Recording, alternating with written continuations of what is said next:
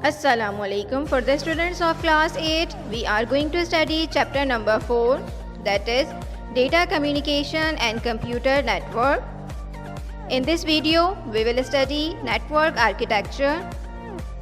At the end of the video, students will be able to know network architecture, names of 7 layers of OSI model and its function, and functions of layers in TCP/IP model.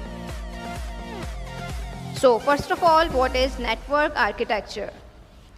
जब कोई भी building हम design करते हैं तो सबसे पहले उसका हम डिज़ाइन सॉर्ट आउट करते हैं कि किस तरह का उस बिल्डिंग का डिज़ाइन होगा। सेम इस तरह से जब हम कोई नेटवर्क डिज़ाइन करते हैं तो उसके लिए भी हमें नेटवर्क का आर्किटेक्चर सॉर्ट आउट करना होता है कि किस तरह से वो नेटवर्क डिज़ाइन होगा।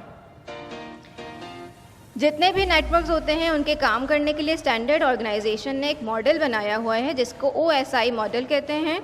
OSI stands for open system interconnection. Internet is one of the example of OSI model. OSI model 7 layers पे काम करता है।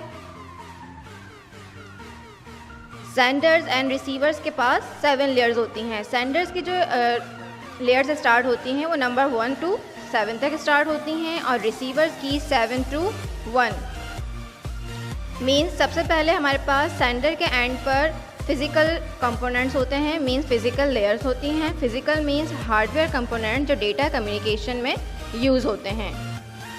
फिज़िकल लेयर से जो डेटा जनरेट होता है वो उसको कैरी ऑन करते हैं, उस पर फॉर्मेटिंग करते हैं और उस डेटा के फ्रेम्स बनाते हैं जो कि आपके पास डेटा लिंक में काम होता है। कंप्यूटर हमारे इन्फॉर्मेशन को बिट में ट्रांसफ़र करता है एज वी ऑल नो, और फिर इन बिट्स के पैकेट्स बनते हैं उसके बाद फिर उसको फर्दर सेंड करता है। जब डेटा के फ्रेम बन जाते हैं तो थर्ड लेयर को फॉरवर्ड कर देते हैं। Third layer is network layer. जब फ्रेम्स बन जाते हैं तो उन फ्रेम्स के साथ एक एड्रेस अटैच होता है कि ये इन्फॉर्मेशन किस IP एड्रेस से जनरेट हुई और इस इन्फॉर्मेशन को किस रूट पर या किस वाईफाई नेटवर्क से सेंड करना है और उस नेटवर्क को किस सबसे शॉर्टेस्ट पाथ के थ्रू सेंड किया जाता है जो रिसीविंग एंड पर इजीली पहुंच सके।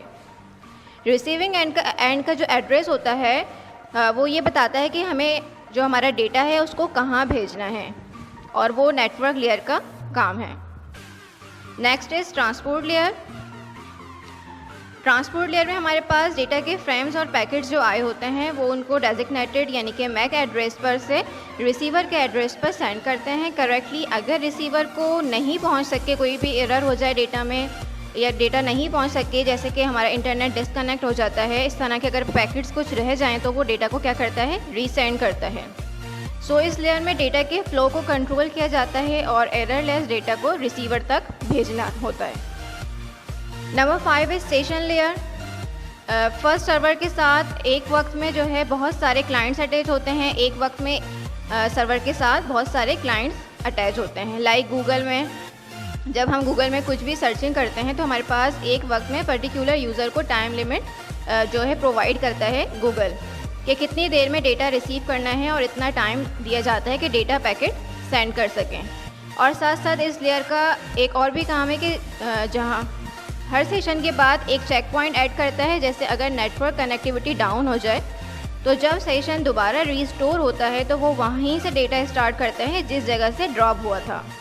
मींस जितने डेटा पहले सेंड हो गए तो अब डिस्कनेक्ट होने के बाद ज़ीरो से स्टार्ट नहीं होता। और चेक पॉइंट कौन बनाता है? सर्वर चेक पॉइंट बनाता है ताकि जो है जितने डेटा हमारे पास आ गया है दोबारा से वहाँ से स्टार्ट ना हो, मतलब ज़ीरो से स्टार्ट ना हो, उसको रीसेंड कर सकें। Next is presentation. Presentation layer के अंदर हमारे पास क्या होता है, ये क्रिएट करता है uniform code of everything. Means keyboard पर जो भी की प्रेस करते हैं तो कंप्यूटर अंडरस्टैंड नहीं करता अल्फ़ाबेट्स कीज़ को। जैसे कि हमें पता है कंप्यूटर की जो लैंग्वेज होती है वो मशीन लैंग्वेज होती है। कंप्यूटर हमारी लैंग्वेज जो हमारे पास इंग्लिश अल्फ़ाबेट्स होते हैं उसको अंडरस्टैंड नहीं करता।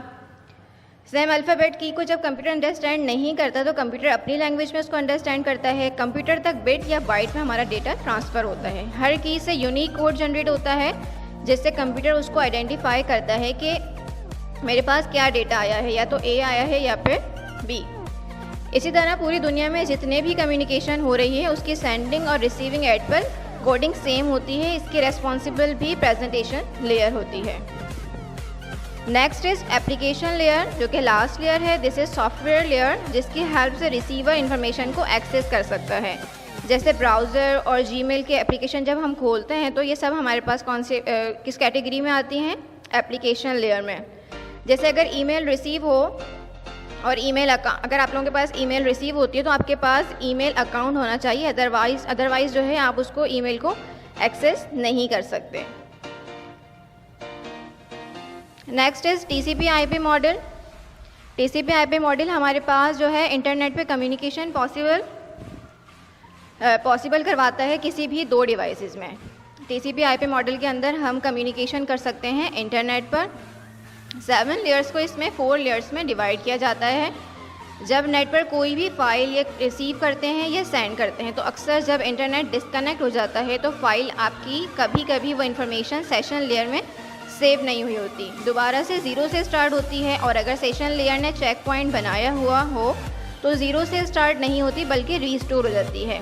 लाइक आपके पास एक सॉफ्टवेयर होता है IDM, जब हम उसमें कोई भी चीज़ डाउनलोड करते हैं और अगर बीच में से हमारा इंटरनेट डिस्कनेक्ट हो जाता है तो वो 0 से स्टार्ट नहीं होता बल्कि जितना हमने डेटा डाउनलोड कर लिया होता है वो आगे से प्रोसेस होता है।